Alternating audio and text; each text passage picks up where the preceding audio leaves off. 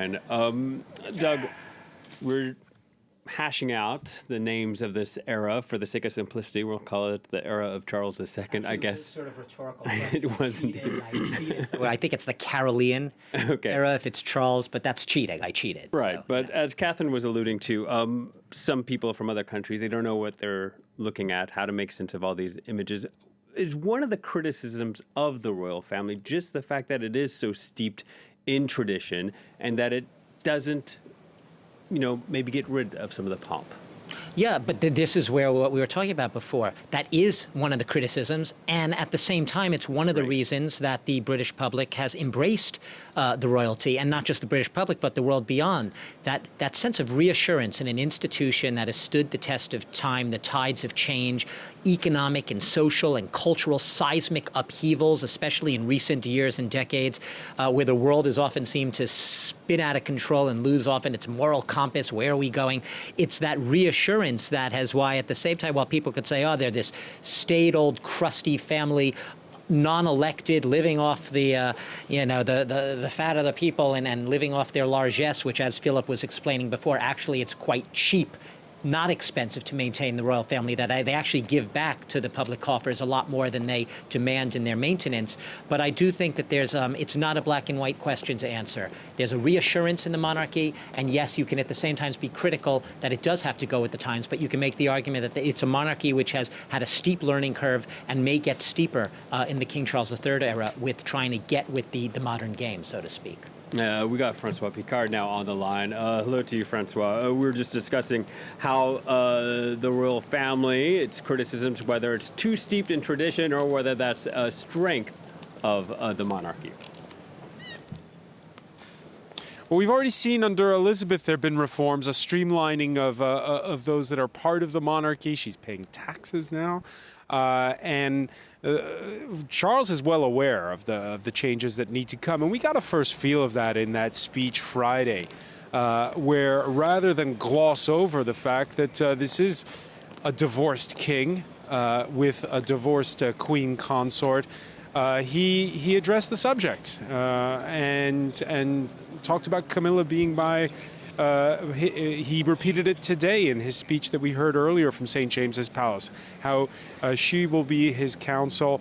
He also, and what's been tabloid fodder as well, is the estrangement with the royal family between his youngest son, Harry, and his wife, Meghan. And he sent his message of love and support to Harry and Meghan in that speech that he gave on Friday. And all this is part of understanding that the monarchy to modernize can no longer gloss over what are crises, what are divisions, what are conflicts, the kind of conflicts that we have in any family.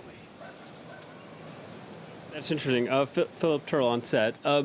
What do you make of this? I mean, modernizing the royal family, it's something that there's a lot of debate over, about the scandals within the family and Meghan Markle's entry into the family.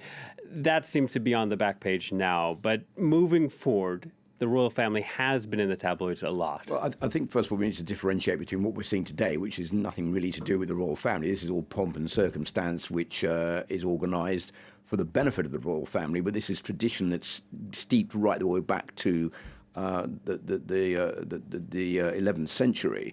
And I think that this is one of those important ceremonies and events in the UK that is aimed at two things. First, boosting the morale, giving people something to cling on to help them through their period of mourning with the loss of the monarch. It's reassuring also for the country to underline that the tradition is still alive and will kick into action when necessary, intact. And when it comes down to the monarchy, you cannot put a foot wrong. A monarchy is the head of state, the overall riding power of the country. Even though they don't have a governmental role, the monarchy is still the head of state. So that is why all of this has to go ahead in the traditional manner. when it comes to modernising the royal family, you are right. It does need to be modernised. Charles made it perfectly clear he's going to do that. He's going to slim it down. There are going to be fewer working royals. We've seen it with the departure of Harry and Meghan. Even Charles offering an olive branch in his speech yesterday to Harry and Meghan, whom he said had made a new life for themselves overseas.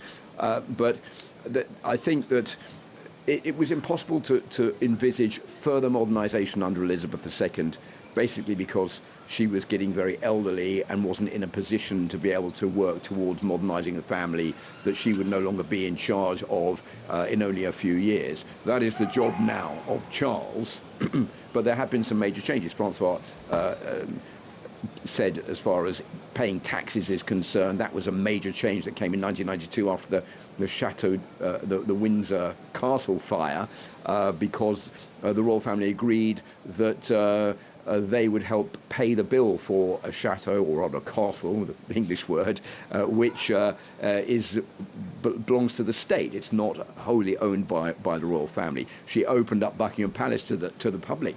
That was something that we would never have seen in the old days. She has modernised laws. Remember that when you had a visit with the Queen, to leave the room you had to walk backwards because you weren't allowed to turn your back on the monarch. Well, that was changed. The Queen agreed to that, thinking it was a rule that was no longer valid, and people risked falling over and hurting themselves. All these little changes have been brought along over the years under Elizabeth II. But I think that, we're going to see those changes maybe accelerate a little bit now, because Charles has his idea about the royal family and how it should be. And Doug, before you respond, I just want to say we're awaiting the second proclamation to be read at the Royal Exchange in the City of London. That's just seconds away. Doug. No, seconding obviously everything Philip says. Her role as a modernizer really had been, I guess, exhausted to the limits her physical abilities. Sort of her legacy. Her legacy, but I guess her last act was right. During the her jubilee, the Platinum Jubilee back in June, the 4 days of national commemoration of her 70 years on the throne, when in one of her final modernizing acts, I suppose, was giving her blessing to giving the title